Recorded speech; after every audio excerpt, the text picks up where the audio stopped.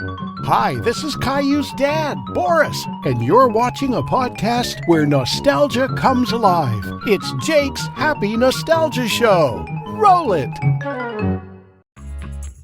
Welcome to Jake's Happy Nostalgia Show, where nostalgia comes alive. Join Jake and his friends on a journey through pop culture of the past, where they interview professionals in the worlds of acting, directing, writing, puppeteering, and so much more. Who will they be chatting with today? Find out in this Jake's Happy Nostalgia Show episode. Hello everyone, welcome to this episode of Jake's Happy Nostalgia Show, the podcast where nostalgia comes alive. Happy here with us. Thank you for joining. As always, I'm your host, Jake Steffenbaugh. Today, as always, our co-host, Chris Bixby. How's it going? Doing great. Hello, everybody. How are you, Jake? Doing great as always. Thank you for asking. And we have a lot of fun. Certain guests that we got to chat with today that I'm sure a lot of you might definitely be familiar with. Guests done over years and in certain television field and many more that I don't want to touch more. It was so much fun. Chris, what do you have for today? Yes, today we were delighted to have the wonderful Canadian actress and voice actress Jennifer Seguin on our show. She has done a lot of voices for a lot of like the mom characters on certain series, from voicing Graziella on Wimzie's House, the mom on Rotten Ralph, Millicent Crosswire on Arthur, but perhaps she's best known by many as voicing Caillou's mom Doris on Caillou. We talk a lot about her experiences working on the show, the holiday movie, Caillou's holiday movie, working alongside previous guest Pat Fry, who was the voice of the dad Boris, and a whole bunch of other things. So enjoy our chat with Jennifer. Yeah, see you then. Hello everyone, welcome to Jake's Happy Nostalgia Show, the podcast where nostalgia comes alive. Yes, today we're pleased to have with us Jennifer Seguin. Jennifer, happy to have you here. How are you? I'm great. Thanks so much for having me. I'm really excited. Yes. Of course, glad to have you here. Yes, yes, indeed. So to start this off, could you tell our audience a little bit about yourself and what you do? Well, I am overall an actress, but underneath the umbrella of actress, I do a lot of voice acting in cartoons, video games, commercial, voiceover, anything with a voice. And 30 years ago, I did Caillou and Arthur and a lot of cartoons that I don't know who saw them. We did them and they went out into the world. And that was a very, very busy and fun time of my career. Nice. Wonderful. So I'm kind of curious, before getting to start work as an actor, getting into acting professionally, what was your childhood like? Did you always ever think acting would be kind of like your career in some way? Yes. I knew when I was a kid, as soon as I started watching TV, and every year, I forget if it was near Christmas time or whatever, but they would play The Wizard of Oz on TV every year. And I didn't want to be Dorothy. I wanted to be the actress playing Dorothy so I could get to wear the sparkly shoes and dance around and sing. So I knew I wanted to do it since I was 5. But, growing up in Canada in a suburb, it's kind of hard to to do that when you're a kid. So I did go to university and studied theater and acting. And then when I graduated, I didn't even know that you could do cartoons. So it was other actors who sort of took me under their wing and taught me how to do it. But in my childhood, I have a lot of nostalgia for the shows that were on when I was a little kid. So like the Flintstones were on every day at noon. Oh, yeah. Mm-hmm. Come home for lunch, and we'd watch the Flintstones. And even though we saw them 500 times, we would still watch them. Mm-hmm. And, Bugs Bunny and all those old standard shows. Of course. We did not have as many cartoons as there are now. We had a few. So, I know all the words to those, but anything I've done is like gone out of my head. So now getting into acting, who are some of your biggest inspirations? Well, I did see Dame Judi Dench in a filmed stage version of Macbeth when I was in theater school. And I thought, wow, she is absolutely incredible. If I could get to that point in my career, that would be amazing. However, Shakespeare was never really my thing. I tended to be a little goofier, a little sillier. I'm, a big fan of Meryl Streep, but never would we ever play the same kind of roles. So I just admire all of these actors, and then really, I myself, a little bit too goofy. So that's why animation was kind of perfect for me. Nice. Yeah. Awesome. So can you kind of like talk about, what was your first professional acting job? Oh, my If you first remember? professional acting job. That's a very good question. I think it was just a little radio play, and it was recorded in an elevator because it was called The Elevator, and I was with another actor, and they just took out their tape recorder and recorded for the CBC, which is our national radio network. So that was my first one, but my first professional voice gig was something called Babaloos, and my first role was I played a spoon. Oh, nice. Interesting. Okay. That was That's a baby cool. spoon. Yeah, it's where all the household objects would come to life when the kid went to sleep. So they would Mhm. jump around at night, like the toothbrush and the Exactly. scissors and the clock and the spoon and the towel and da. So that was my first one, and it was really fun. Nice, nice.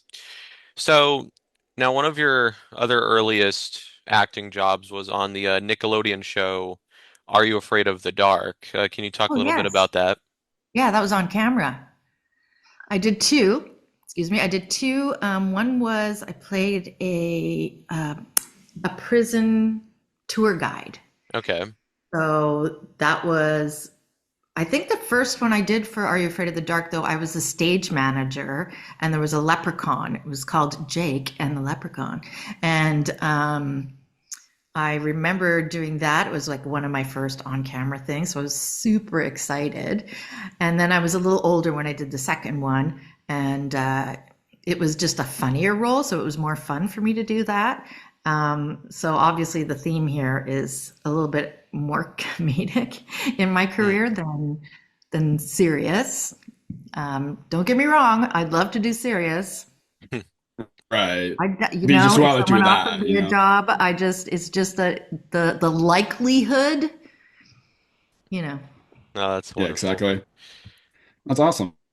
Yeah. So now transition into Wimzie's house for you again to voice Oh, Wimzie and Bo's mom, Graziella. Now, what was it like, yes. getting to be involved in that series? It was a cool show. It was a what was cool that like? show. And it was very near the beginning of my career. So to actually Yeah. work standing next to other voice actors was, Yeah, like Bruce Dinsmore and yeah, Holly. And Sonia Right? Bruce, I feel Ball. like I remember on Holly. that. Holly would have to Yeah, stand on a little uh-huh. box next to me. And yeah, so yeah, because she was so young.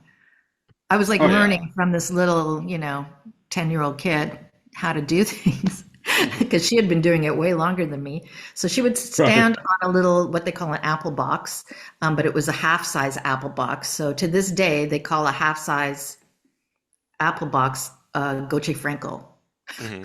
Oh, wow. Anyway, so yeah, it was just great. It was my first dubbing after the Babaloos. It was like my first like live Right, because it acting, was and I yeah, call it right, because it live wasn't acting actually because it English was because it was just puppet. kind of dubbed in and all We that. dubbed it from, like, I think it was recorded in French first. We even went to the Yeah, set uh-huh. and watched them recording with the puppets. Amazing what puppeteers do. It blew me Oh yeah, of away. So they did that course. in French, and then we dubbed it into English. So yeah, I got to learn from the pros. I got to watch some of the Montreal greats do their work, and I learned from them, and it was so exciting to me that I almost wanted to pay them for letting me record and watch them and learn from them. So I've always, anytime I've ever done any voice work, I feel like, do I really get paid for this? Or, like, I'm getting paid. That makes no sense to me. Hmm. Of course, now I'll take the money. But Right. yeah, at the time, yeah, it was just like being at immersive voice work school. And Wimzie's house was so colorful and cute. And Oh hearing yeah. the other actors doing their voice and watching the character that they're doing and hearing their voice, but then you look at them recording and you're like, oh my God, they don't look anything like their voice right now. The magic of a voice coming together with an image, the person just ceases to exist. Now that is the living being that you're in the room. Exactly. It's a magical, like there's nothing like doing animation voices. Like there's no other job on earth that's Absolutely. comparable to it when you see it all to come together. So I've been I'm so lucky that I got to do this in my career, because I know it's hard for some people to get into that line of work, but I guess it was my niche. Absolutely. There you go. Absolutely. So you before, getting to voice the mom on Caillou and Arthur, you also got to voice the mom on the Rotten Ralph TV series, Oh my God, you guys know everything. which was based on a successful book series, because there were, a lot of books published, and then Yeah. they did a TV series. So what was that like? Again, I love stop motion animation. It reminded me of when I watched Rudolph the Red-Nosed Reindeer as a kid. Just those Oh yeah. little stop action movement things. And Rick Jones played Rotten Ralph. Mhm.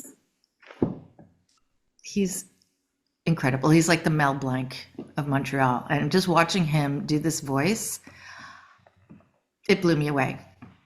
It blew me away. So I was so excited to work with him on that, and just be in the studio doing Rotten Ralph. I love the theme song. I love the show. I love the look of it. And it had like a little bit of an edge with the comedy in that show. It wasn't sort of soft and sweet and innocent. It had like a little rough edge because Rotten Ralph was so rotten, So I Right. like that switch up a little bit. It was nice to play something a little edgier Yeah. and cute. It was so cute, but nasty cute, Yeah. Yeah. I'm surprised that, did you ever see any of them? I don't think so, no. No, If you no, of course I've can. heard of it. Yeah, it's hard to So- find a lot of the things that I myself have done. Like I don't remember like whole series because you can't find them and remind Yeah, it's just kind of like a yourself. hit or miss with the Yeah. series. It just kind of depends. Well, especially with dubbing, because you would dub something in, say from Italy. It's from a Have different a country cartoon now. that was a Yeah, big that makes hit. more So sense. you would dub it into English, but then they wouldn't show it on Canadian or American TV. They would show it in every other country. So unless you're on vacation somewhere, in Europe, you wouldn't ever see what you've done. So that's a lot of our work is once you record it, never to be seen. You don't know how it ended up looking. You can only see what you did in the moment. Exactly. Yeah, yeah, of course. You just kind of just do your job, but also it's like be a part of that moment. It's kind Yeah, of what just that live is. it, live that day as that character. And like us, Yes. we don't Yeah. remember what we did that day. So a lot of the stuff I've done, I don't really remember. I just remember You the good? It's a emotion. while ago, so Yeah, I remember the emotion of doing it. Like I remember the excitement of doing it. I remember hanging out with the other actors a lot on specific series. I remember being in the green room waiting for our turn to go up and record and, talking to the other actors. That was a big part of it for me, was like the camaraderie of a cast that would, not necessarily all record at the same time, but go in and do our bit, come out, the other person goes in, does their bit, then two of you go in and do your scene, and then, the rest of you all hang out and have your coffee and talk and joke. And like, those are the yeah. things that I remember more than actually the shows. Right. So how long have you guys been doing this show is what I want to know. we've been doing it for over 3 years. So That's later in the amazing. year, a couple 4 more months, we'll be it'll be turning 4. So we've been doing it Wow. for a little bit. Yeah. You must do Me so much and Chad research. Is this like a full-time job for you guys? Seems like it sometimes. Yeah. I'm yeah. sure it does. So Yeah. where did the idea come from? Like obviously you're very nostalgic about your childhood Yeah. shows that you grew up with. Hmm. Yeah. Yeah, it's actually a cool, a question, in which I know there are times where there are guests, a couple of times they ask kind of that same question. So it's cool that you're asking that question to us, Jennifer. That actually appreciate it. Thank you for that.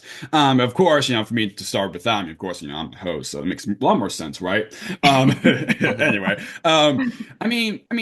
so the show was started like in 2021. So that's like 3 years ago when the show first kicked off. So me, Chris kind of had that same feeling with it too. But to me, it's just kind of me, you got to, thought about things I got grew up and still, resonant to, still after all the time I've been watching, all these, it's just like children's television was kind of like a huge part of my childhood Yeah. that I still want to like talk about it, and all that. And it's like, oh, it'd be cool if I made a podcast about something. And then Chris, Oh, amazing. just message me, hey, can you help? Can we just do this? Make this show together, and then just boom, Wow. For you. rest is history. So, Wow. and prior before we doing it, of me and Chris been already good friends for a few years before doing it. So Hmm. yeah, Well, just I'm really so glad that you did. When I was younger, there was no, Facebook or anything to do yeah, Yeah. we don't Or have like or or all. anything. So, like or for me, podcasts. it's No, incredible not at that you all. would come up with this idea and do it. That's just remarkable to me. But Yeah. speaking Yeah. of nostalgia, I mean, oh, sorry, you were going to say something, Chris? I was just gonna say, it kind of started as like a pandemic project too, because I mean, Right. we were still kind of in the Yeah. midst of the pandemic when it started. So because we were stuck at home, I felt like starting this podcast was definitely a good thing to kind of keep ourselves entertained a little bit while That's we weren't able to great. go Yes, outside or anything exactly. like that. Exactly. Yeah. So Oh, that that's time, great. huh? But when Yeah. I Yeah. saw the title Nostalgia, I really enjoyed that because I know for me and my siblings, like my sister and I, we still quote like lines from cartoons that we saw when we were, Yeah. 10. Like Yeah, that's they're what we just do part of too our with shows we language. Same. grew up too. Yeah. They're So just part of our language, not like, alone. we say we want to sneak in somewhere and we immediately go, ooh, hello, Just do a yeah, little what is it? catchphrase and all that. Yeah. Or we'll sing the songs from the Flintstones and like I could remember them word for word. You know what I mean? But that doesn't Exactly. happen anymore. Yeah. Right. Well, Yeah. I mean, maybe for some people, but I'm not going to like, go to work and Right. quote like White Lotus or something. Yeah, but Yeah. exactly. but I'll quote the Flintstones at work, and Right. everybody there will know what I'm talking about. Yeah. Right.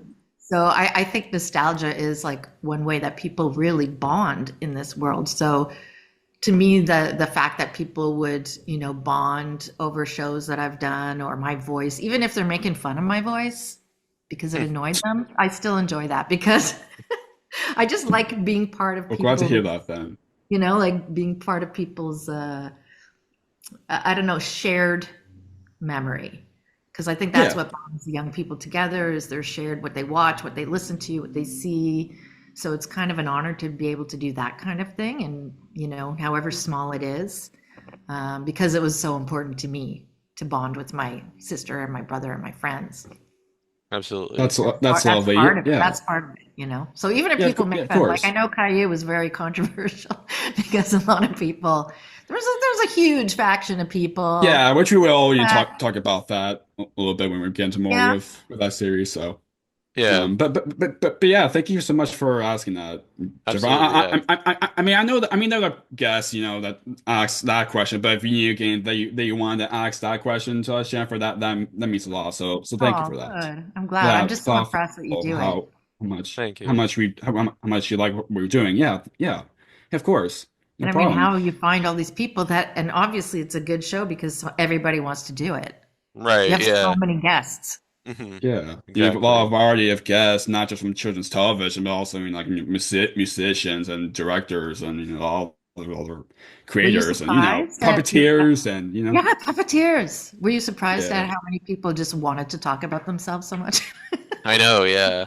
Yeah, I mean, I'm in a way, I feel like how we do. It's not like we're just like, oh, we're just talking about this, but it just makes it like it's just kind of like we want to be like kind of like we want the guests feel comfortable, Right. instead of like I mean, yeah, I mean, of course, we like how like for example, of course, we're fans of certain shows and all, but like it's not like we're like huge like fanboys or anything. You just Yeah. just have Yeah. let's have a conversation. Yeah. No, Exactly. it's Let's just, do it's it. cool. I really like it. I like that.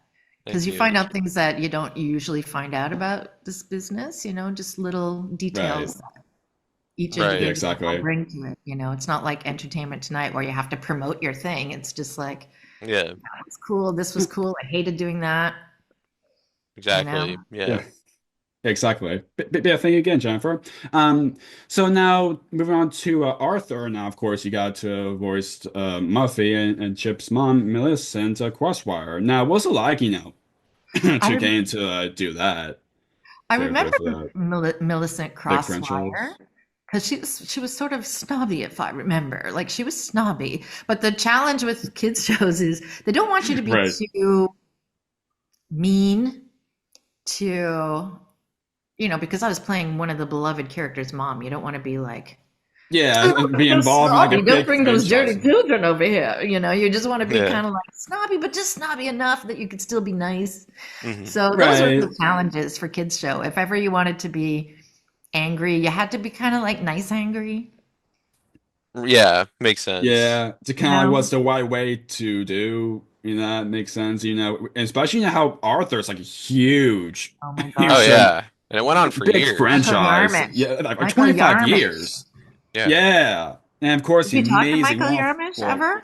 No, we haven't. no, no, we've been wanting He's in to. film It's production now. He doesn't even do voice, but he started as a youngster as well. Like he was really yeah. young and went right hmm up into his teens. And then I remember his For voice like changed. for like first 5 seasons or something that you Yeah, voiced and then his Arthur. voice Maybe cracked, the and voice Arthur everybody for was a like, little "Oh my bit. God, I don't know what to I know, do." But yeah. he was amazing, amazing actor, especially for his age. His sense of humor was incredible. And I got to actually direct him in a TV show that was in Canada called Radioactive.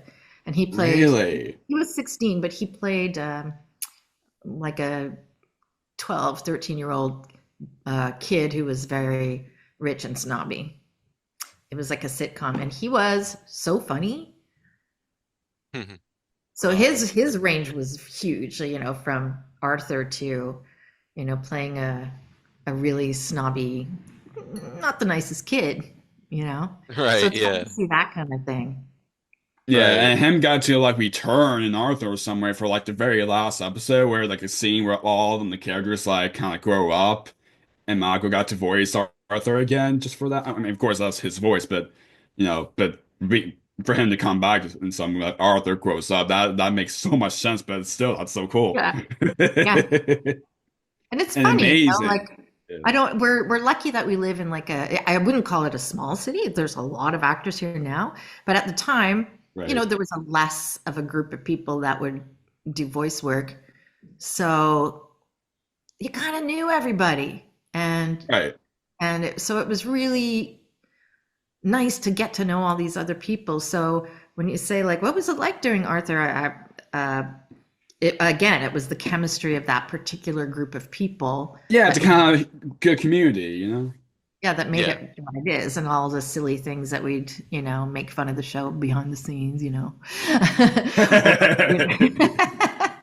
That's the fun of it too, and that creates more energy that you put back into the show. It's just the creating of an actual original voiced product is completely different than dubbing because you get to Right, create, they're actually doing it. Yeah, you actually instead of and like the have to director is there listen to kind how of like nudge you like, oh, don't get too mean. Oh, don't get too loud. Oh, you're sounding a little bit older now. Oh, you Yeah. have to, like they keep you in check, but you get to kind of just sink into your character so that you can like walk in any day, pick up the script. Oh, I got my script here.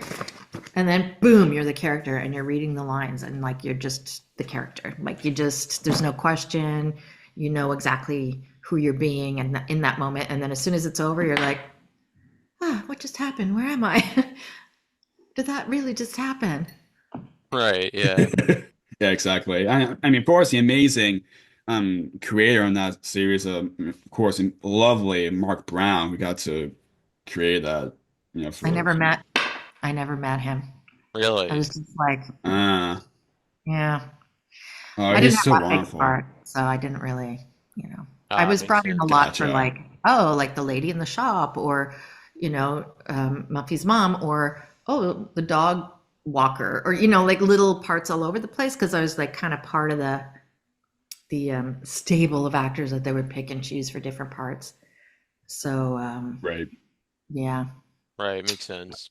yeah. Gotcha. Makes I didn't sense. really meet big wigs or anything, Yeah, right. but I thank them for paying me. Right, yeah.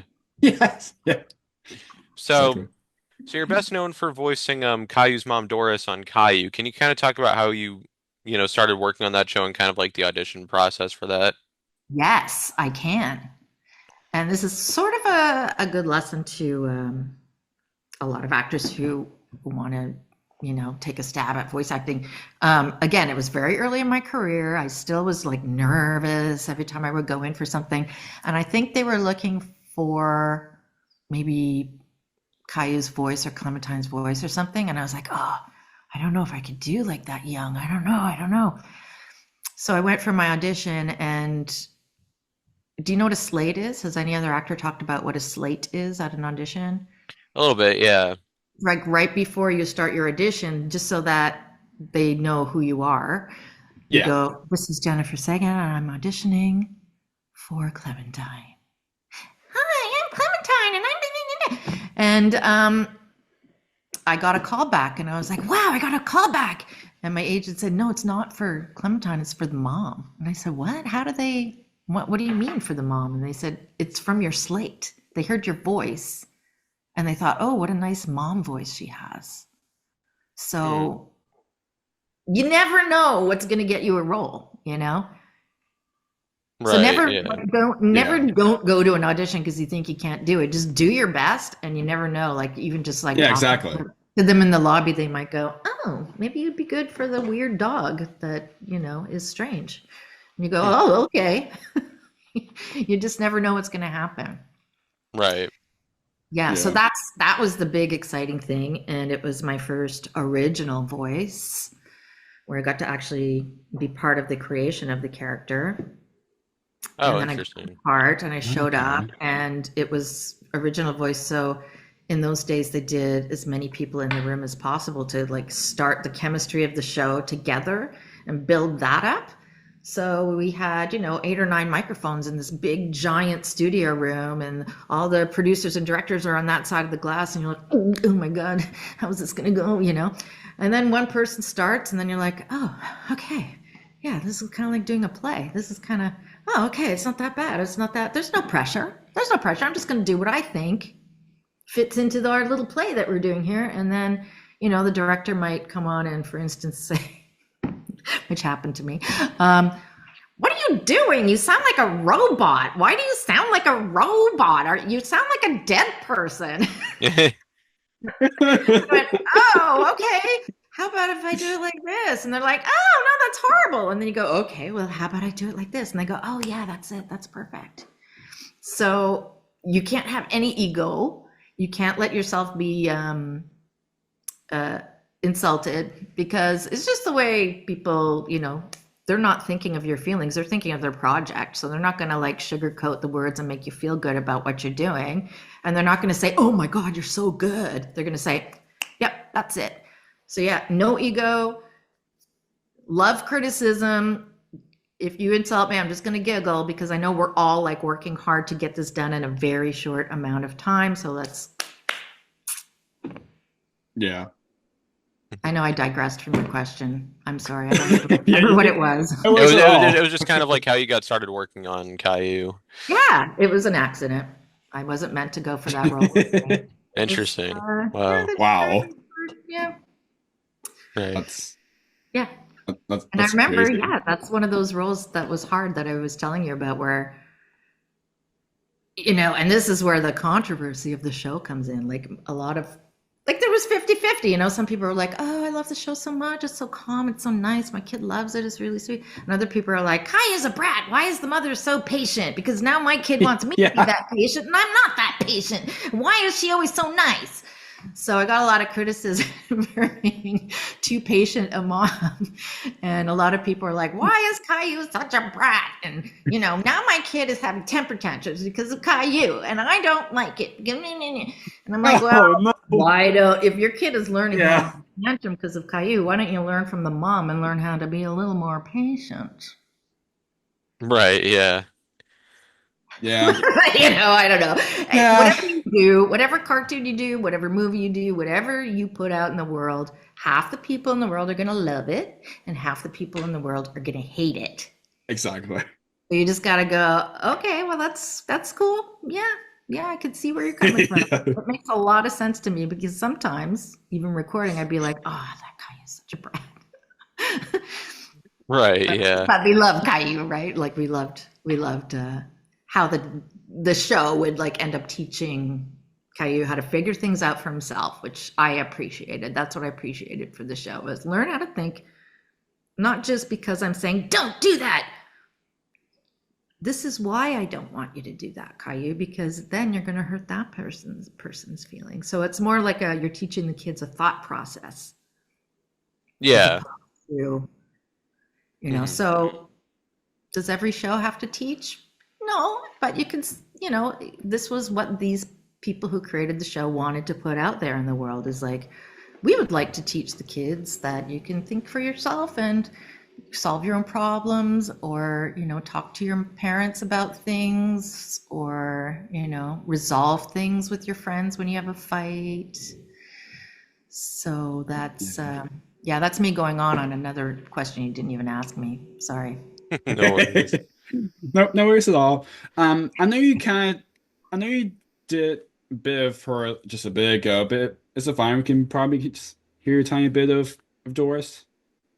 Oh, yes. Let's see.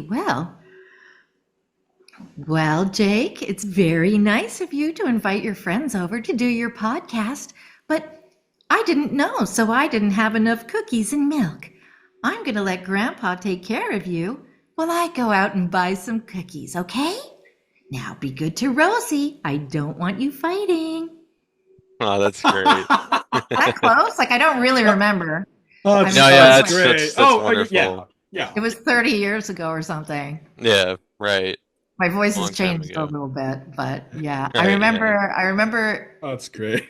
feeling that it was, like sometimes when you do a lot of voice work, you remember like, oh yeah, when I do her voice, it feels it just kind of depends on how long the recording is.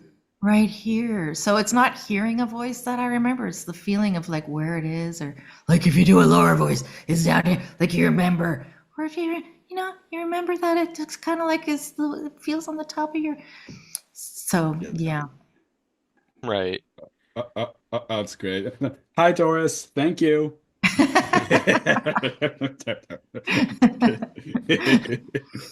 She was a nice lady. She was, yes. Yeah, she is. She liked her red shirt. Right, yeah. Yep. Mhm. I always wondered in cartoons, like when I was a kid, why do they always wear the same clothes? Yeah. Mhm. Well, because it costs a lot of money to change the. I don't know why, but anyway, and it just makes more sense for the kids to like recognize seeing the characters. Yeah, instead of like, wait, why? Instead of a kid be like, why is that character wearing this different? My agent just in reminded the me. child's mind just. My agent just reminded me that on one Halloween we were actually recording on Halloween, so I dressed up as Doris to go into studio. I had like a red sweater and the blue pants, and Oh yeah, that episode. I took a Caillou doll and I just attached it to me with some elastic, and I went into studio and they're like, "What are you doing?" I'm like, "It's Halloween. I'm just as Doris." And they're like, Oh, wow. I thought it was hilarious. Oh my god. But they were like so busy. They're like, "Okay, we have to do this now." Oh, that's great. That's Great.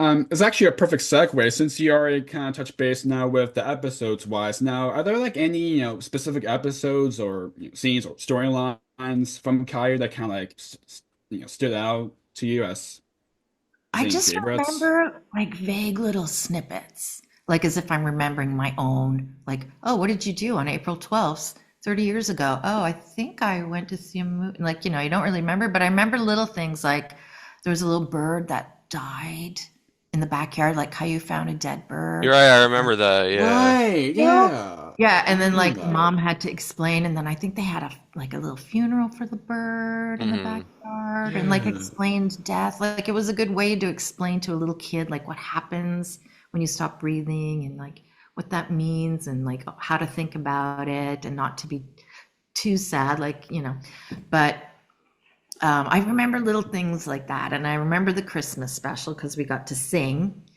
and they didn't care that I wasn't like a real singer. I was just singing Oh as yeah, are you talking about Caillou's holiday movie? yeah, Oh, Yeah, that's a Caillou's great Holiday film. Movie is a Yeah. great Oh, I movie. love that. I yeah. So remember watching that. when you're not a professional singer, like Sonia Ball is a singer, like she's a singer, and Holly Goethe Frankel also amazing singer. I'm just like a karaoke singer, like I could keep a Yeah. tune. Yeah. So I liked it because I could sing, but I didn't have to be like I was singing as Doris. So I didn't have to be a Yeah, singer. exactly. Be Instead like of the you have to nice sing lady yourself singing a and song, right? yeah, exactly. Mhm.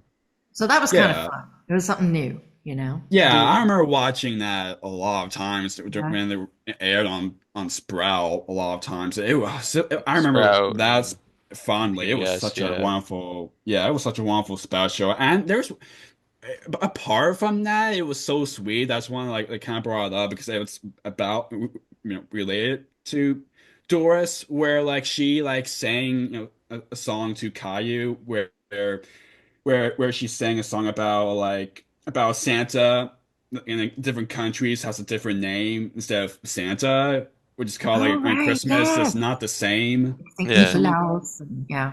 Yeah, Right. that track was so sweet. Yeah. There are a lot of sweet little moments. And sometimes, like watching the actresses do Caillou, there were three. Hmm. Yeah. So those are the moments that I remember more than full episodes. Because, like Right. I said, we would go in and we would like live that day in their lives and then do maybe four more in that one day. So Yeah. what happened in what episode was all cut up and put together, and it's hard to remember. And yeah, because I didn't watch the show over and over again like you guys did, or watch the show. I just did the show, and Right. Yeah, Yeah. and you just kind of and then just moving on, because you're at work and you don't want to come home after work and then watch what you did at work, and because it's kind of you have to keep part of your head space open for real life, or else Yeah. Definitely. you get sad when you stop working. Yeah. so, Yeah. um, so yeah, do you have any episodes that you liked that stand out, or is it just a mishmash? Funny enough, that's what I was going to say on that part. Some of the episodes that like kind of stick out, which I'm sure you probably might remember because it's about like a kind of about a topic and all that. But like the one where Caillou was like afraid of the dark and we're kind of it was a scary monster or Oh something yeah, like yeah, that. And then the yeah. one where they go to where the family goes to the beach and camping and the theme park. Yeah, yeah, just little like real life snippets, like things that's another thing I liked about it. It was kind of realistic in terms of like little things that would happen. Like Yeah, yeah, yeah, kind of like a yeah, whole episode would be about the fact that, a wheel fell off Caillou's truck or something, Yeah. yeah, For Uh-huh. a little yeah, kid, a little 4-year-old kid, like that's your whole world. It's my favorite toy. It's my favorite thing. And the wheel fell off. And what am I going to do? And I'm just going to like explode because I have such big feelings. So I like yeah, that about the show is that, yeah, yeah, you don't need like a big cape or a big adventure. It just meant a lot to a little kid to see their reality playing out in front of them and, coming up with a solution. It was just really gentle and sweet. Yeah. yeah, of Some of the course. some of the episodes I remember is like the one where Caillou goes fishing with his family in the episode where like the lights go out in the house, like there's a power outage. Yeah, Yeah. yeah, Uh-huh. Yeah. yeah. Of Those things happen. course. They happen. Yeah. Right. And the other one where it's like where Caillou was like was just playing and like his little airplane, but he didn't wear his regular running shoes, so he just didn't see the walk, so he fall and then he just scraped his knee, and then it went later on that storyline where where Doris was like kind of be like kind of like pretend doctor and trying to have the band-aid Oh on yeah. Caillou. Oh Yeah. my God, you remember so much. Okay, you say you're not a fanboy, but okay, really. And then You have posters of Doris all over your wall. I just know it. yeah, and then there's the episode where Caillou and the twins Jason and Jeffrey like make a pizza. Oh Right. yeah. Yeah. So that's a good Oh, Uh-huh. one. Jeffrey. Yeah. Oh. Yeah. It's pretty cool. Like for me, that I mean, I don't want to kind of like, but like, but to me, that actually, that not a lot of people don't really know, don't really mention it a lot. But to me, that actually have a twin to have like twins like duo on the show, which that was pretty cool You have a addition. twin? Yes, I do. Oh. Does your twin ever like sit in for you when you can't do the show? I mean, probably even just for like, I don't know, some point like even next year to save it for April Fools or something. I Yeah, don't just like, or you can like know. tap in, tap out. Is it an identical twin? hmm Wow, that's Yeah. amazing. I think you should create Yeah. your own animation show about that. Wouldn't that be great? It'd be such That a would great be great. world. Yeah. Like all the hijinks Literally. you could get up to. What's your Literally. brother's Exactly. name? What's your brother's name? Yeah. Uh-huh. Jake, what's your Yes. brother's name? Drew. So Jake and Drew's adventures, you know? Yeah, that has a nice ring to it. Yeah. I think that'd be Yes. great. Like today, Jake and Drew are going to make a pizza, and oh my God, you would not believe what they get up to. Right. It's like, Yeah. we did something. Oh, what would we do? No. Jake gets in trouble, and Drew stands in for him and takes the blame. I Yeah. mean, all Oh, those funny things you guys have, that would make a great show. That I would think be a great show. you should get on It's a that. great You should idea. hire me to play your mom. Right. literally.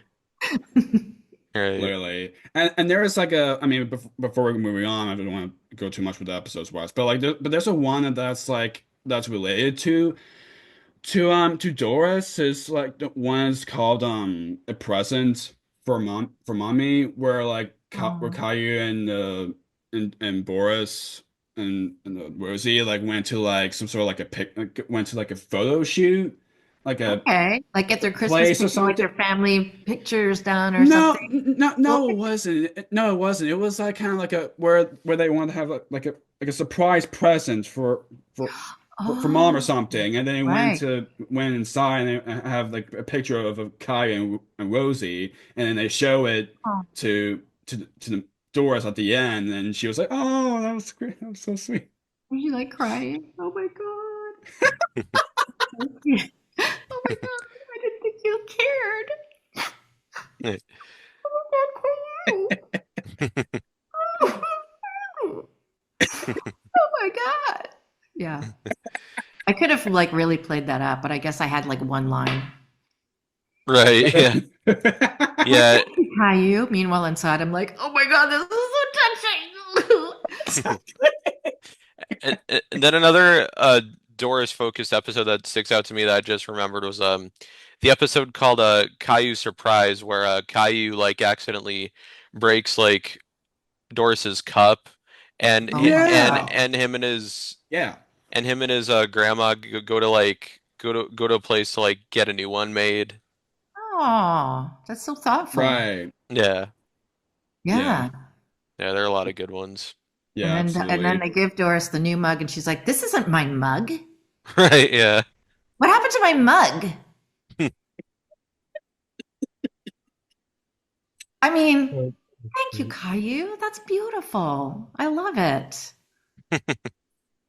Oh my But God. inside, it's like, what happened? No, Yeah, right. no. No, it was Anyway, perfect. It was perfect. Everything they did was so well thought out Oh that, yeah. you couldn't yes. argue with the lines because they had their own tone to the show, which was really hard to like just master it. You know, Oh, you yeah, I have know to the writing on it was constantly Yeah. be really reminded, like, no, don't be Yeah, so yeah, the stressed writers out. is just amazing on it. the All about writing like was being, it was all wonderful. about as a parent being a controlled presence, a safe Kind of presence. like And take your like, time, just focus what's the yeah, right and like way to nothing bad is do. gonna happen. Like, don't worry. Even if I get mad, the whole world is not gonna end. So that was the whole tone. Right, yeah.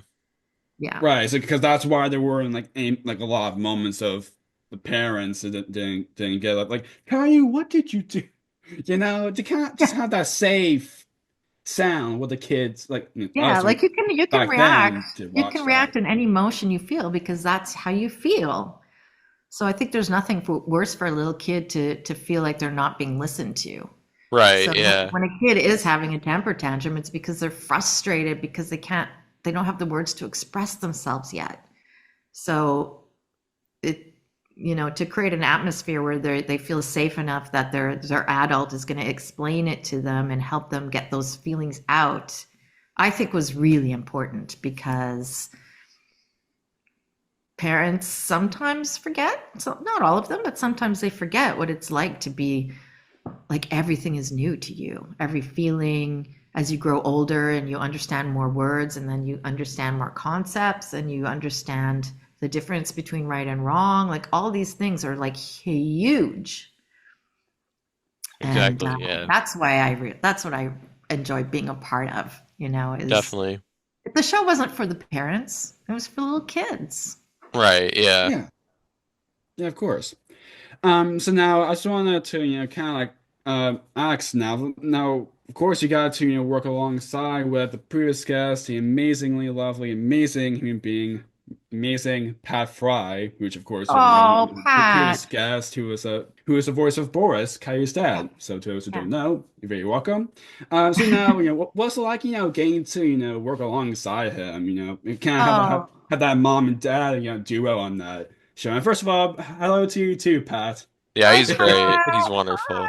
Yeah, previous His whole guest. family Yeah. was so nice. Like his wife would come too, and his kid. I actually would get to babysit his kid because he would go in. Pat would go in to record, and like it's my turn to Yeah. sit and wait. So I would take his son over, and we'd get like pizza at Mike's, and then come back. And Oh, you that's know, Yeah, and cool. then then his son AJ got to do things for Arthur yeah. as well. And Caillou And too. now and then for the longest Oh, time God. he was doing a show on video games. Like he would Right. do video games. Anyway, Right. amazing kid. But Pat is just super, like so nice Yes, he that is. you can't, like you want to behave better around him because he's like the daddiest dad that there is.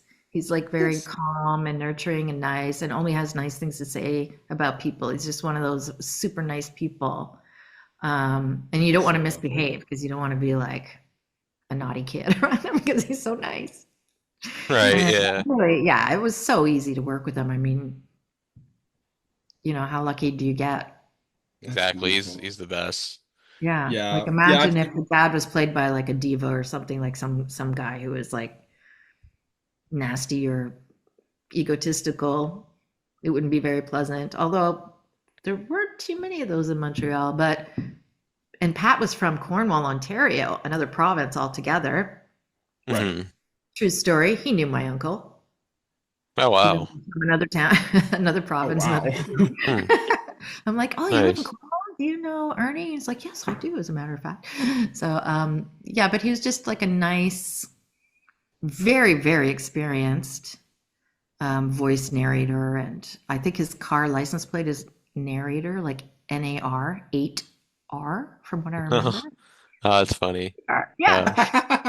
But he's very Oh, professional, very Pat. nice man. And yeah, I miss those times because, you know, you just really get to know another human being on this planet and very quickly and in a very bonding way because that's what this business is like. You have to be very emotional in your performances, which leads to emotional conversations off screen or in the back in the waiting rooms. Right. Yeah, so speaking of the Caillou community, and since you talked about the other Caillou voices, one of the other Caillou voices, of course, we lost over 2 decades ago now, Jaclyn Linetsky. Can you kind of talk about what it was like getting to know her and work with her? You know, it's still a hard feeling to have missing her because she was just like if you wanted to have like I don't have any kids, but if I did, I would want her to be my daughter because she was just such a Oh, good person, just a young, good, talented person. She's so nice to other people, but she was just fun and sneaky and nice and cool. And we would do stuff like in the waiting time we would like walk down the long hallways in the studio like practicing our runway model walks together, like just getting up to oh, all sorts of stuff. And I even actually, because I got my driver's license late in life, we had our driver's license, we took the driving lessons together. Oh, that's uh, cool. Wow. okay. yeah, and her parents were just so supportive of her. Um, they were just an amazing family. So my heart just is still broken for her family because I can't even imagine. She was so alive as a person that when something so tragic happens, you just feel like just so devastated and awful. And the whole industry, that all of Montreal felt it. And there was a huge cloud hanging over us all for quite a while. And Right. the other young Oof. guy that was also hurt, killed in the accident as well. It's just we didn't know him as much, but we just felt so bad for his family and everybody that he worked with. And yeah, it's a tragedy. I mean, it happens Yeah. to so many people in life, but it's somebody that has touched a lot of people with their work. It feels, just so tragic. Yeah, Um, and yeah, I Yeah. think Caillou like kind of took like a hiatus after that too, because I think when they yeah, after they did like the Yeah. holiday movie, I think they took a little bit of a break before they continued yeah, with like the actual show. Yeah, yeah, because yeah, of course, it takes a while to like have even just have that process. Even yeah. It's like, even how do still you this day, process it? even Yeah, how do you how process it? huge But the part that good, she like the one did. silver lining is that there's so much of her work there that, went out and just like her legacy is that she entertained and taught a whole bunch of kids. Yeah.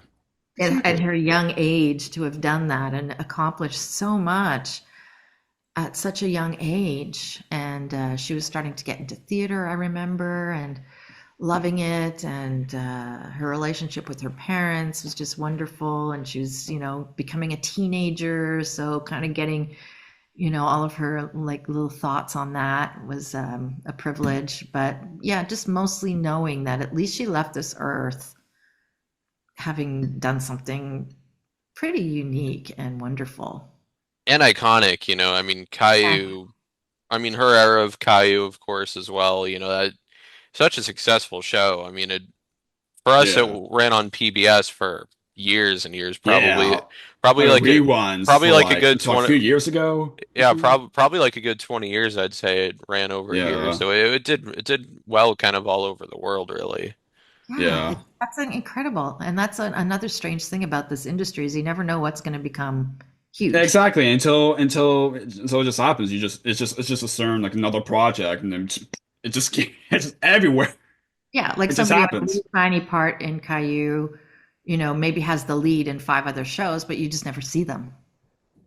Hmm. So you just never wanted to miss an audition because you never know what's going to become a long-term Yeah, and then career, you you probably know? like regret it later. Yeah, you're like, oh, well, I have a dentist appointment and I don't want to. Like, imagine the actress for Bart Simpson if she didn't go to the audition because she had, like, oh, I'm getting my hair cut that day. And you know what? I've been to 10 auditions this week. And you know what? I just don't feel like going. Imagine. Yeah. Right, yeah. I was And then it like, became Bart oh Simpson, which was no. supposed to be like a little tiny little gig, which turned into being like, how many years has it been on now? Like 155 years and like 20 zillion episodes. Imagine just missing that Yeah. audition because you were busy Yeah. or didn't feel like it that day or whatever. Never miss Right. a meeting, never miss an audition. That's my advice to you all. Definitely. Yeah. Yes, Do of your course. best to get there. Although now we can just do it on our phones, so it's not that big a deal. Yeah. But That's true. I Yes, could be that's Yeah. at a true. hairdresser recording my audition now. Yeah, exactly. Worlds, Exactly. different Yes. Right. worlds. Definitely. Yeah, of course. So now it's actually a perfect transition. Now, of course, you kind of touched base a tiny bit of that earlier, but what because of course you are talking about your thoughts about that you knew about you we become so popular 'cause, like I said, it's kind of just one of those things that it just happens, But now, can you kind of like talk about like tell your thoughts to us about how it like fell in a way to have work on such an iconic show that like people like us, still resonate with and still show still holds up and people just likes to still talk about it and for how that long running, on PBS and all that. So can you kind of talk about that the show's success that people still like us is still kind of, talk Well, the about still? reality of living in Canada and doing this as a job is, um, it's a bigger deal to get worldwide recognition when you live in Canada.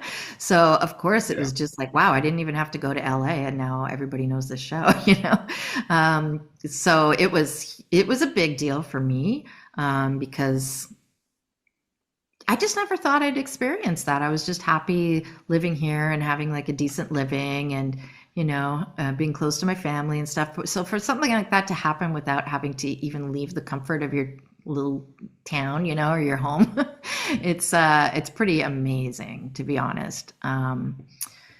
And it didn't really hit me until one day I was on the train going to visit my parents, and there was a little kid, and his mom was reading him a Caillou book right in the seat in front of me.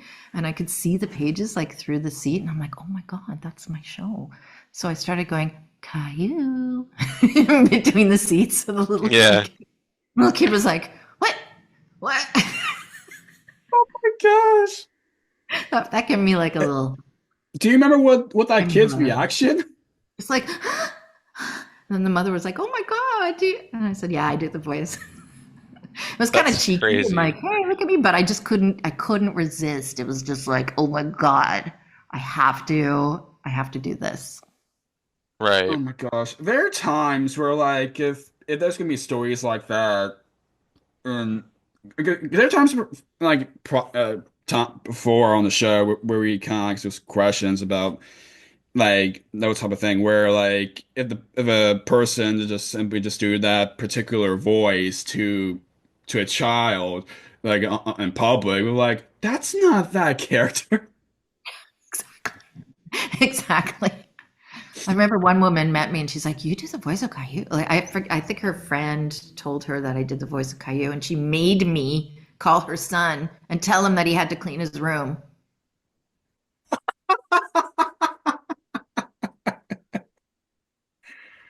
I didn't Oh know if my I should gosh. charge her for that or not. I was like, oh. Yeah, maybe if my career Wow. goes down the toilet, I can like start up a service where I call people's children as Caillou's mom and make them do things. Yeah. That's great. I know you kind of talk already with, how the show where some certain people just don't like it and some other people just like it. I mean, of course, even there are times where people just don't like it how it is. People, a lot of people have different opinions, of course, but to us, of course, we watch the show so fondly and we kind of exposed to it when we were like so young at a time. And for me, watching it so many times, I even have like a Caillou DVD on the glued behind me. But like, I mean, I kind of don't want to say it additionally, but but Caillou is like how the way the show was, and like kind of always said how like it's the right way to have that kind of a safe tone and calm Yeah. what the right way to say to a child or something, and how what to tackle some challenges from a young child to what to do, and I think how the show did when it came out, I think it was a great show, Exactly. just want And to say that. yeah, and the Caillou that I grew up with, it kind of had like a mixture of things because it had obviously the Caillou inserts, and then it had the segments with like the puppet versions of which like I Oh love that, by the of way. Gilbert and like Oh, See, got the Charter Rexy and Puppeteers, Teddy. have that addition to the early on. Yeah, That's pretty cool. and like the songs with like the Cayettes and things like that. Like Yeah, having those elements was really cool. yeah, it was like yeah, Caillou 2.0 kind of thing. Right. Yeah. yeah. Kind of like Absolutely. that. Yeah, Anyway, it's really, yeah. And a lot of people, like reading some of the negative comments online, and they just make me laugh because I'm like, oh man, you've got a lot of anger. I You know. know? One was It's so funny. crazy. One that made me like, when you take a sip and you go because you laugh so much? It was somebody wrote, "Why is Caillou Canadian?" And I was just Really? like, Wow. what? It's an "Does interesting he live one. in Canada? I mean, Because Does the most kid Kai live in was from Canada? Does he live there?" Canada. most Just because most of the things I see are like the usual ones where that's the people answer. talk about like Caillou's behavior or things like that. Yeah, why That's do it. you have to That's an format it? interesting one. Like it's And I'm weird. like, Because have you see, met any 4-year-olds? What I 4-year-olds mean, have it temper makes tantrums? sense in a way, technically, because of Yeah, how it was in the first season to like the last season where Kai was like way more mature in a way. How compare how the wine was in the first season to, you know, I mean, but at yeah, the same time, I mean, it's cool for later on how the show more developed. They kind of thinking, I think it'd probably be a better idea to have Caillou to have that yeah. little But they had a definite idea of when they made the show. Like they didn't just make it up as they went along. Like I would think, oh, I want to see this a little stronger, and they're like, no, because they knew their show and exactly who their audience was, and their audience was the little kids. And if you read a lot of the negative comments online, which I still find hilarious, but if you read them, they're always like, well, my kids love the show, but I can't stand it. You know, because so of this and exactly, this and this but and it's this. But always has, yeah, but my kids love it. yeah, exactly. Like, I'm not going to let my kids watch this anymore, Like even we though did. they love it, because I don't think that they should, but it's like, well, your answer is right in your complaint. It's that, but your kids love it. It's not for you. Right. Yeah. If your kids love it, that's what matters. Exactly. So Yeah, and every parent, has a different way of raising their kids. So this might not be the way you raise your kid, but a lot of people maybe appreciated having some tips on how to deal with certain situations with their kids. Right. yeah, Yeah. Or yeah. how maybe your kid is now, some people wrote, "Oh, my kid had a temper tantrum after watching Caillou have a temper tantrum." And I'm thinking, well, About the circus maybe, and I'm like, well, part. maybe Yeah, the kid had a temper tantrum because the result on Caillou was then his mother spent time with him, talking to him as a person. And maybe that's why your kid is now having a temper tantrum because your kid wants to bond with you and have a nice conversation. Like Right. think of it, like reframe yeah, it in your mind, like why? And I know, believe me, I know how hard it is to be a parent, even though I'm not one. I'm still a dog mom, but I know how hard it is and how hard it is to manage your time and manage everything. But this was just like a little nugget of the day where your kid is learning certain things, and you can choose to either learn along with your kid, or you could just choose not to like it, and that's fine. If that's the way that's your type of parenting works for you, that's fantastic. But if you're Absolutely. saying my kid loves yeah. it, but I hate it, maybe ask your kid why they love it. Why Right. do you love it? Like, what is it about it? Is it because the cat, or because the sister, or because the way their parents spend time talking to him about his problems? Like, what is it? Yeah, Exactly. exactly. So I don't really take criticism as an insult. It's like a Right. discussion. It opens up a discussion. So no criticism is bad criticism, I don't think. Yeah, Right. Yeah. yeah, yeah, exactly. Unless you're like Um, hair shaming the mom, like, oh, I don't like her hairdo, then I'm like, shame on you. It's her hair, okay? Yeah. You know how frizzy her hair gets in the rain? That Right. kind of thing. Like yeah, appearances don't criticize. But if you want to criticize the show, it's a good way to start a conversation. yeah. Right. Makes sense. Yeah. Yeah, yeah, exactly. Before moving on to other things, because you kind of touched base on, how, your parent, just doesn't like it being a kid loves. I mean, not just me and my twin got to like the show, growing up. My parents actually did and actually loved the show. That I literally, now I don't want to tell the story. Now I remember I kind of had said that story to Bryn, ironically. So there's a time where both of my parents were like one day we're like trying to be going on stores trying to find if there's like any like Caillou plush or anything because at the time I was like still watching the show so much and because I think around that time the merch wasn't really there as much anymore and you couldn't because of that they couldn't like found, find it probably because this was already like not it was kind of when merch was kind of like stopped Yeah. like but it Well, was, that's a but I just want, licensing thing. but I just want to say that anyway because my parents do love the show, Oh, and he that's thought nice. about how the parents how Doris and Boris was, and they Oh. just they just loved how parents was to what. Well, and you have very good parents. That's all I have to Yeah, say. yeah, Well, thank you, Jennifer. I'll let them know. No. Yeah. Well, you're a representation of your parents and how they raised you, so I'm pretty sure they did a good job. yeah, and for me, I mean, I had this conversation with my family before. Like, I even though like there were some episodes where Caillou misbehaved, they said I never really fed off of how Caillou acted. Like, they said Oh that yeah. I like Caillou was one of my favorite shows as a kid. So, I never really my family never really saw it as like a negative thing. Oh, You that's know? good. Yeah, I'm sure there's like a whole bunch of people who really loved it. Yeah, absolutely. Yeah. Yeah, of course. So it's pretty cool, and both of us kind of have that same, stories with those type of things for certain shows, and that's kind of one of these examples. So that's pretty cool. Yeah. Right. Yeah, no, I So like that's examples like that. And I like knowing that, maybe, hey, maybe I helped out a parent and give them yeah, a break for a while where they had stuff to do and they could put their kid in to watch Caillou and let me do the work for a little bit. Right. yeah, Yeah. Yeah. yeah, Exactly. yeah, of course. Go put your feet up, have a cup of tea, and I'll talk to your kid through the TV. It's okay. Have a little Right. break. You Yeah, deserve it. You deserve a little break.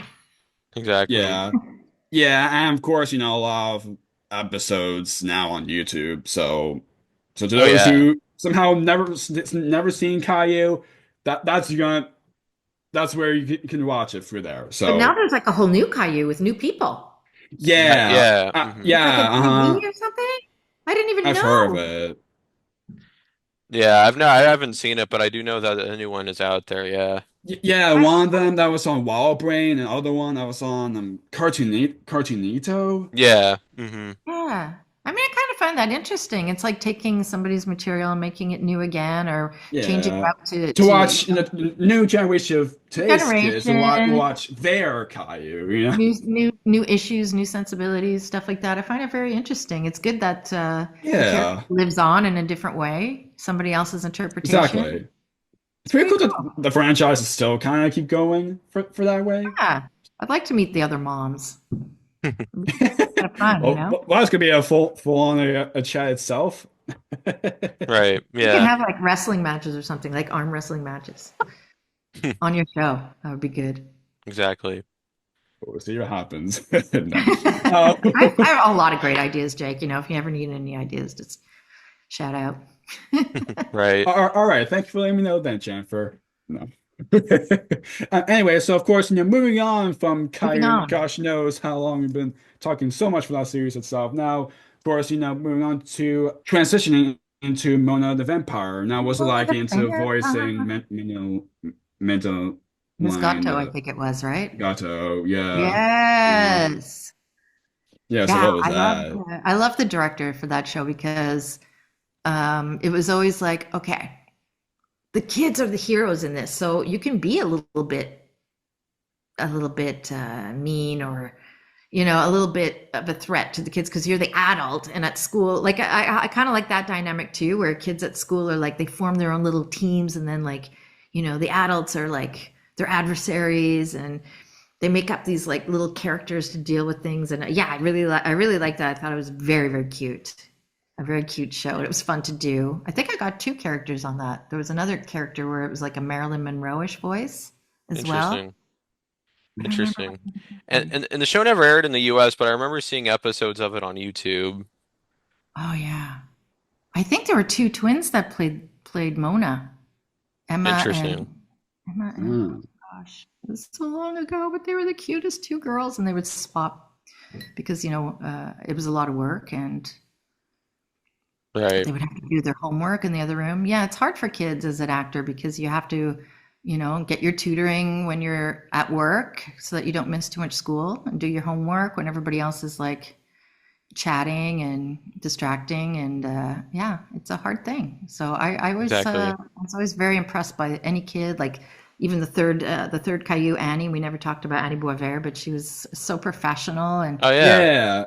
Yeah, already a I professional, remember. Yeah, I remember that Like, era of Caillou too. Yeah, that's what I loved did a about good job. working kids, is that they're so used to talking to adults that they're so mature, Yeah. I always and wonder because we talked to Pat Yeah. about her.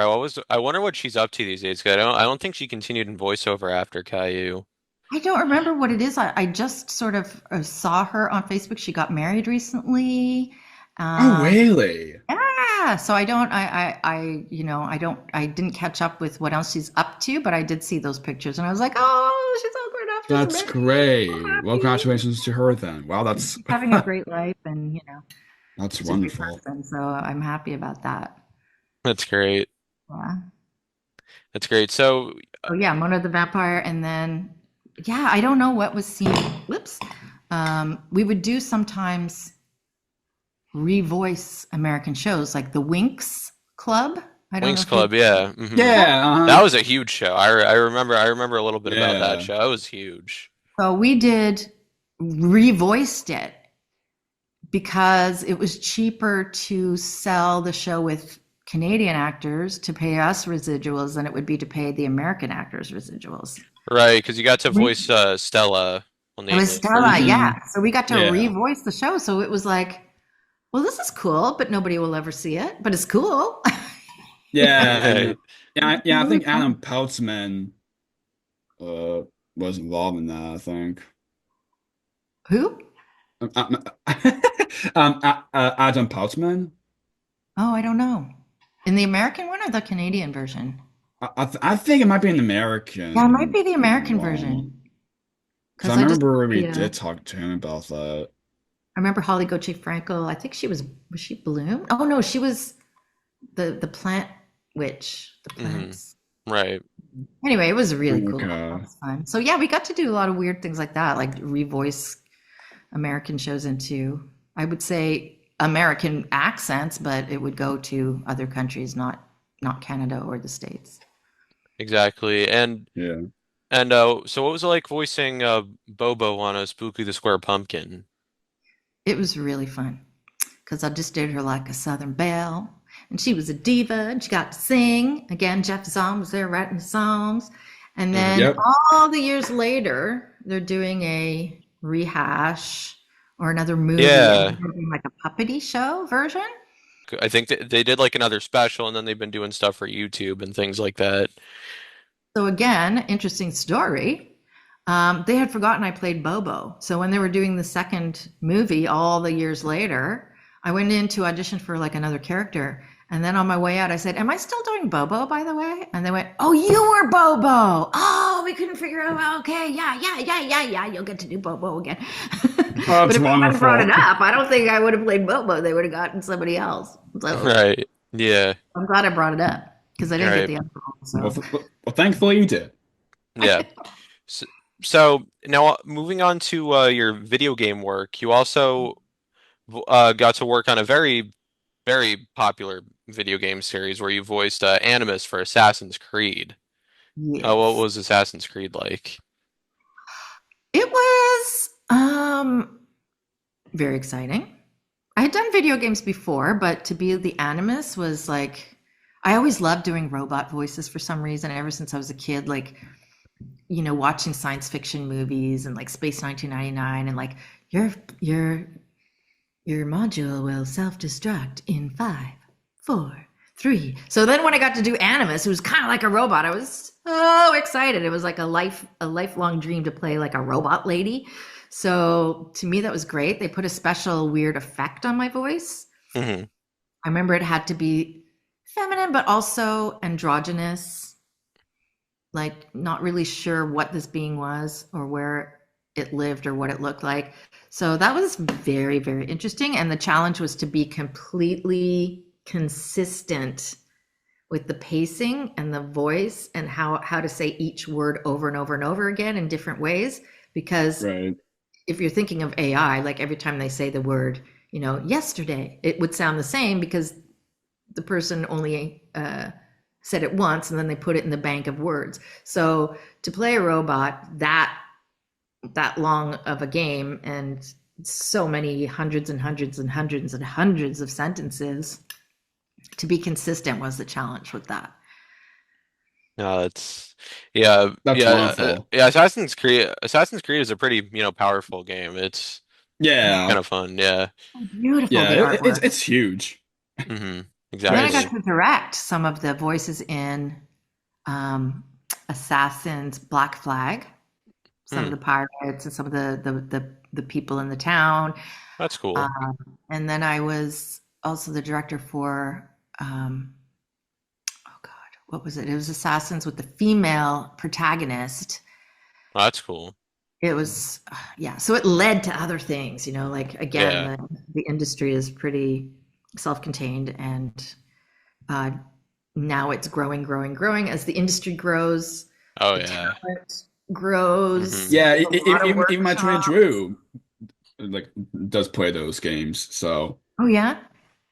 So yeah. Oh, it's I an think he's playing amazing process. I It's an think he's amazing playing like the process. recent one. Oh yeah. From the There's a new voiceover one type of coming thing out. for the for shows, but like to the video games, it was kind of like a whole like new experience, as I can imagine. Yeah, it's way different. Yeah. First of all, I mean, it's not a sexist thing, but like there's a lot of women who write animation and direct animation, and it's just a thing. But it's like pretty equal. But in the early days of voice game, it was mostly men. Yeah. Um, and Hmm. then just over the Yeah. years, watching it grow to be like half and half it's been pretty interesting, and seeing the way that the Of course. characters change. At the beginning of my career, there were a lot of like bimbo-ish kind of characters in video games. Hmm. And Right. now they're, intelligent characters in video games. And it just morphed when they realized that girls play video games as much as boys play video games. So there's been a lot more roles to play for women, which is fun. Right. Yeah, more opportunities. Yeah. Yeah. Yeah. Yeah. It's been a More really inclusive. cool industry to Exactly. watch it grow and develop, and the actors learning like just as part of their education now is doing video games as part of their learning experience. It's not just learning Shakespeare in theater school anymore, it's learning voice work and how to do video games and motion Yeah. capture and stuff like that. So that's really a big difference from when I started.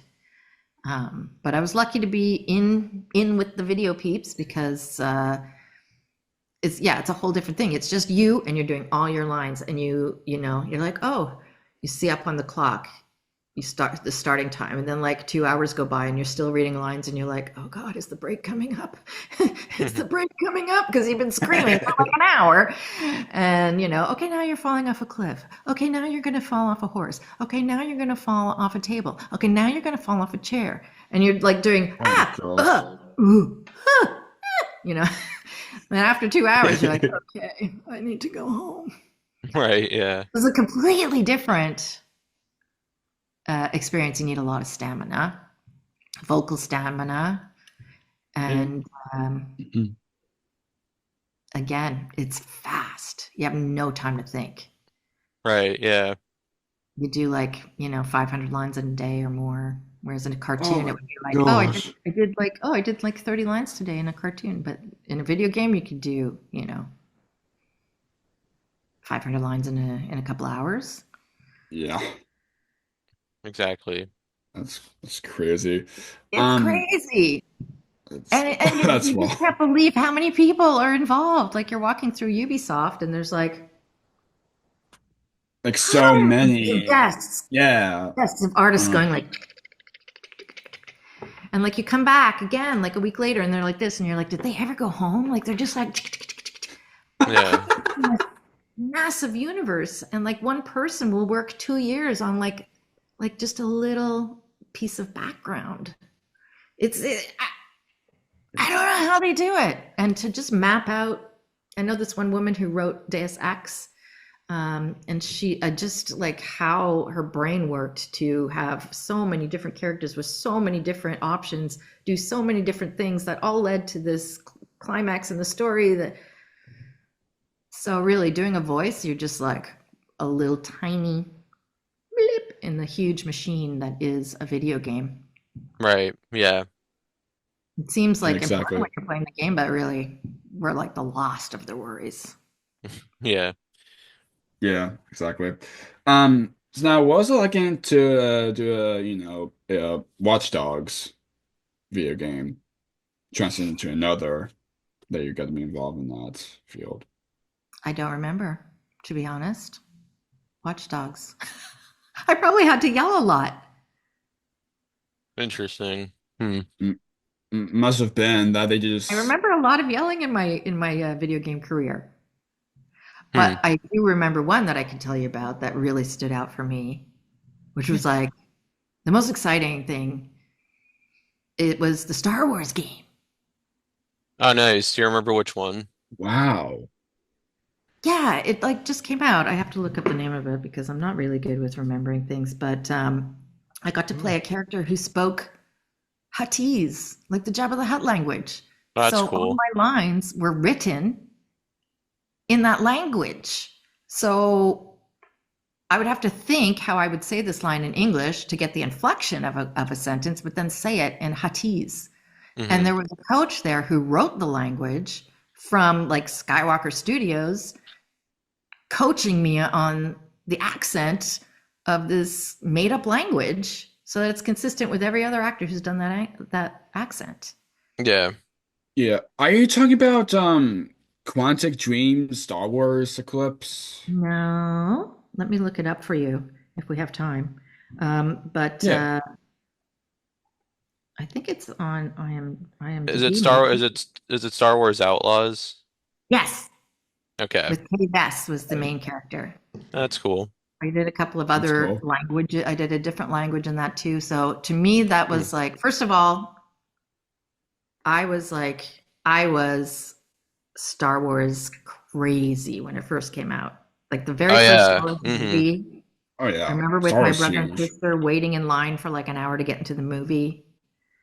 And then when Empire Strikes Back came back, we all waited in line for hours to get into the movie. You know, like it was a huge part of our childhood. So to get anything, even all these years later, like, 50 years later, to get like a small role in a video game that has Star Wars written on it, I was like, my life is now complete. Yeah. I have accomplished all I Mhm. need to accomplish in this world. Right. Yeah. It was amazing. That's wonderful. Yeah. That's lovely. Wonderful. So, as we're getting close to wrapping things up here, if you're allowed to share anything, what are you working on now? What are you working on these days? Video game wise, I'm not allowed to share anything. Doing Right. cartoons, there's like not really, it seems to be like in between cartoons right now. So what I'm working on generally is dubbing some live action shows from Spain, or there's even one from Thailand that we're dubbing. Just little parts here and there, just consistently going in. Oh, I'm going to do a couple of voices on that dubbed show for Netflix. I'm going to do a couple of voices on that show for Netflix. I'm going to do a couple of voices for that show, and a lot of auditions for the next upcoming batch of series that are going to come out. So I've done a lot of auditions, and just enjoying still being picked for stuff, which is, at this age, you never know. So anytime I get a gig, I'm like just as excited as my first day of ever getting a gig. Hmm. And, that's what I live for. That and my family and my dog. Oh, that's wonderful. That's wonderful. But yeah, looking forward to what's next in store whenever that comes from more Well, I hope it projects gets down your the road. approval, whatever I do. Yeah. And Uh-huh. Yeah. Hmm. obviously, clearly, I have very good taste. Right. Yeah. And I Yes. appreciate that. Yeah, Absolutely. of course. I appreciate your show. Thank you. So the And last you too. question, yes, absolutely. So last question that Jake's about to ask, the question we ask all of our guests at the end. Go ahead, Jake. Thank you very much, Chris. Of course, podcast called Jake's Happy Nostalgia Show. When you think of nostalgia, what do you think of? On your own words, how would you define the word nostalgia? Like, what does nostalgia mean to you? Nostalgia to me means bonding on a level of shared experience Hmm. that can very quickly recall a feeling of warmth, family, and safety, and humor. Like we all have a sense of humor based on our favorite shows or memories for sure. And, for those of us who grew up on TV, it was a friend. All our shows, all the characters were our friends. So the nostalgia of that always brings warm and fuzzy feelings. And just to know that maybe somehow I played it's a bit, a teeny, weeny little bit of that for you guys just makes me feel really privileged and happy. Oh, that's That's great. wonderful. I really did. Absolutely. Yes.